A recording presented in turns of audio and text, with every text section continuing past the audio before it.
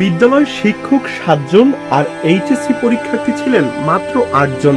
কিন্তু অবাক করা বিষয় হলো, ফল প্রকাশের পর দেখা গেল এই 8 শিক্ষার্থীর কেউই পাশ করতে পারেনি। পিরোজপুর সদর উপজেলার কদমতলার পোরবোলা মাধ্যমিক বিদ্যালয়ে ঘটেছে এমন ব্যতিক্রমী ঘটনা। এমন ফলাফলে ক্ষোভ ও হতাশা দেখা দিয়েছে শিক্ষার্থী, অভিভাবক ও স্থানীয়দের মধ্যে। তাদের অভিযোগ, নিয়মিত ক্লাস না হওয়া, গণিত ও ইংরেজি বিষয়ের শিক্ষক না থাকা এবং শিক্ষকদের গাফিলতি এমন ফলাফলের অন্যতম কারণ। আমরা তো যথাসাধ্য চেষ্টা করছি, প্রাইভেট দিছি, 4-5টা প্রাইভেট পড়ছে, রীতিমতো চেষ্টা করছি। স্যারেরা কি করছে, স্কুলে কইতে পারি না, স্কুলে তো গেছে আর আইছে। এর আগে কিন্তু শিক্ষক কম ছিল, কিন্তু এখন শিক্ষক আগের চেয়ে 4 জন বেশি, কিন্তু এই ফেল করছে। এটা আসলে এলাকার জন্যই খারাপ। মেইন সমস্যা হলো হেডমাস্টার নেই। আসলে দেখা যায় বর্তমান শিক্ষা ব্যবস্থায় 3টে জিনিস খুব গুরুত্বপূর্ণ বিবেচনা করা হয়। এক হলো ছাত্র, এক হলো শিক্ষক, এক হলো গার্ডিয়ান। এই 3 জনের সমন্বয় হবে রেজাল্ট। এই রেজাল্ট ভালো করতে হলে 3 জনকেই একদম সঠিক রাস্তায় থাকতে হবে, আমার যা ধারণা।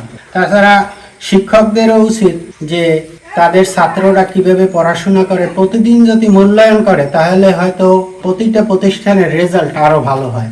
একটা স্কুলে সবাই যে ফেল করছে, এই ফেল করার কারণ এটাই হতে পারে, হয়তো শিক্ষকরা ওই ছাত্রছাত্রী ঠিক মতো স্কুলে আসে না, বা তাদেরকে আর কি ভালোভাবে যে কারণে পাঠদান দিতে পারেনি, এ কারণে এটা হতে পারে। এর বাইরে অন্য কোনো কারণ থাকতে পারে না। কারণ এখানে স্কুলে যারা শিক্ষক যারা আছে, আমাদের আর কি জানা মতে সবাই দক্ষ, কিন্তু তারপর এমন একটা রেজাল্ট, এটা আমাদেরকে ভাবিয়ে তুলেছে। এটার কারণটা আসলে কি?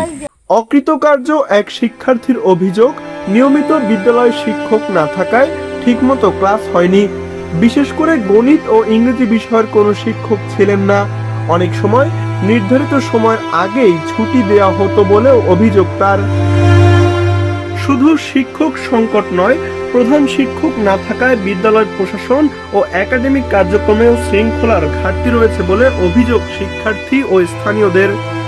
তাদের দাবি, বিদ্যালয় কার্যকর ব্যবস্থাপনা কমিটিও নেই, ফলে শিক্ষার পরিবেশ ও ফলাফল নিয়ে জবাবদিহি নিশ্চিত করার সুযোগ কম। এ বিষয়ে জানতে চাইলে পিরোজপুর সদর উপজেলা মাধ্যমিক শিক্ষা কর্মকর্তা আব্দুল হান্নান বলেন, শতভাগ ফেল করা বিদ্যালয়গুলোর ফলাফল আমরা পর্যালোচনা করছি। ফল খারাপ হওয়ার কারণ জানতে চাওয়া হবে, জবাব পাওয়ার পর প্রয়োজনীয় পদক্ষেপ নেওয়া হবে।